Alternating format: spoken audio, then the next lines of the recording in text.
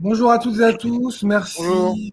Bonjour, merci une nouvelle fois d'être aussi nombreux à participer au webinaire Dragon Survey. Avant de commencer, toute l'équipe Dragon Survey vous souhaite ses meilleurs vœux pour cette nouvelle année 2025. En attendant que tout le monde arrive, on va commencer par une petite rétrospective de l'année 2024. Donc, pour ceux qui participent régulièrement au webinaire, les chiffres ont changé. Alors, le Dragon Survey, c'est toujours une solution 100% française. On est maintenant présent dans 185 pays.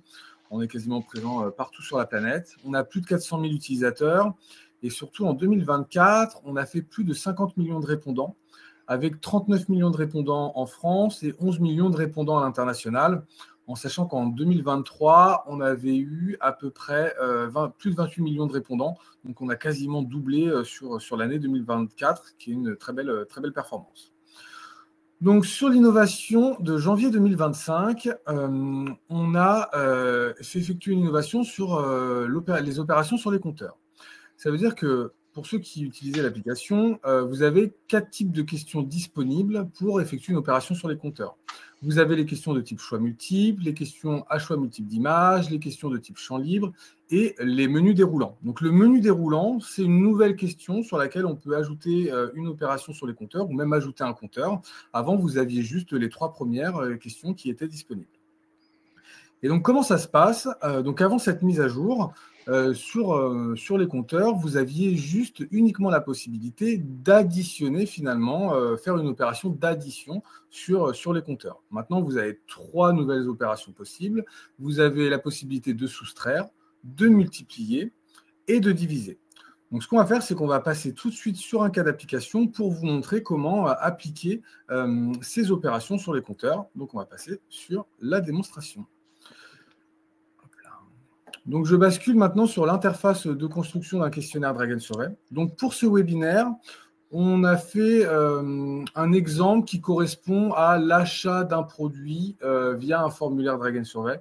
Mais les cas d'application sont vraiment multiples. C'est-à-dire que vous pouvez utiliser les compteurs et faire des opérations sur les compteurs pour tout type de sujet, pour faire des quiz, pour évaluer des connaissances. Donc, vraiment, les cas d'application sont multiples et variés.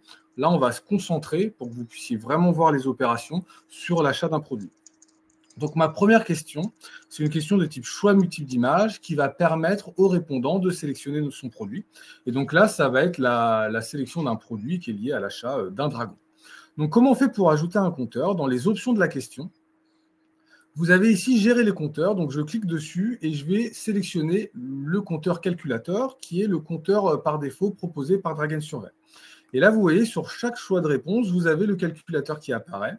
Et là, on va faire l'opération addition qui va permettre d'ajouter au calculateur le prix du produit sélectionné. Donc, 5 € pour le dragon violet, 10 € pour le dragon vert, 15 € pour le dragon rouge et 20 € pour le dragon vert. Maintenant, ce qu'on va faire, on va faire notre première opération sur les compteurs. Ça veut dire qu'on a additionné le prix. Maintenant, on va le multiplier par une quantité. Donc, ma deuxième question est une question de type menu déroulant, où là, le répondant va pouvoir sélectionner sa quantité. Et donc là, comment on fait? Toujours pareil, je clique sur gérer les compteurs, je clique sur le compteur calculateur, et là, je sélectionne l'opération multiplier. Donc, je multiplie par 1 pour une quantité de 1, je multiplie par 2 pour une quantité de 2, je multiplie par 3 pour une quantité de 3, etc. etc. D'accord? Donc là, j'ai mon prix que je multiplie par une quantité. Maintenant, ce qu'on va faire, c'est qu'on va en plus faire une troisième opération, qui est une opération de division. Et là, on va appliquer cette opération sur une question de type champ libre. Et donc là, c'est toujours pareil. Sur mon champ libre, je vais pouvoir ajouter gérer les compteurs et cliquer sur calculateur. Donc pour ceux qui utilisaient les compteurs déjà sur les champs libres avant cette mise à niveau de janvier 2025, avant, vous aviez uniquement le critère de notation par intelligence artificielle. C'est-à-dire que vous, en tant qu'utilisateur, vous deviez renseigner votre critère de notation ou vos critères de notation. Et après, l'IA corrigeait directement la réponse du répondant que le répondant a renseigné en fonction des critères que vous aviez tapés. Maintenant, on a ajouté 4 nouveaux critères. Donc là, pour cet exemple, on a ajouté le critère « est », c'est-à-dire que la réponse doit être strictement égale au critère ici, coupon 50. En sachant que la notation va également prendre en compte les majuscules. Donc, on est vraiment sur strictement égal. Mais vous en avez 3 autres. Vous avez contient. Contient, par exemple, vous pouvez dire doit contenir 50, doit doit contenir coupon. Vous avez également commence par et vous avez le quatrième qui est se termine par. Mais ici, pour la démonstration, on a vraiment le critère de notation qui est strictement coupon 50, ici avec la majuscule. Donc là, dans cette démonstration, on va passer après sur un test. Vous avez, je sélectionne ma quantité, donc j'additionne ma quantité, j'additionne mon produit, que je multiplie par une quantité, que je divise par un coupon si j'en détiens un. Après, on va personnaliser un petit peu. C'est-à-dire que sur une page 2, je vais ajouter une zone de texte ici, où je vais permettre de restituer le résultat du compteur dans ma zone de texte et je vais pouvoir broder autour justement de ce résultat du compteur. Et là, mon texte va être « Merci pour votre commande, le prix total de votre panier s'élève à résultat du compteur, euros hors taxe ». D'accord ? Et la dernière question va être l'intégration d'une question Stripe où je vais également restituer le résultat du compteur pour que le répondant puisse procéder directement au paiement. Donc maintenant, on va passer sur le test, sur la démonstration, sur comment ça se passe. Donc, je clique sur tester ici. Donc là, j'ai bien ma question où je vais pouvoir sélectionner mon produit. Donc, je sélectionne mon dragon vert. Je vais sélectionner une quantité de 2. Donc, 2 fois 10, nous sommes à 20, si je calcule bien. Je vais renseigner mon coupon de 50, donc là, j'ai strictement renseigné coupon 50 avec la majuscule. Je clique sur valider, donc j'ai bien divisé par 2. Et là, ma zone de texte me dit merci pour votre commande. Le prix total de votre panier s'élève à 10 euros. Donc, on a bien fait 10 euros multiplié par 2, divisé par 2. Et je restitue également le résultat du compteur dans ma question Stripe.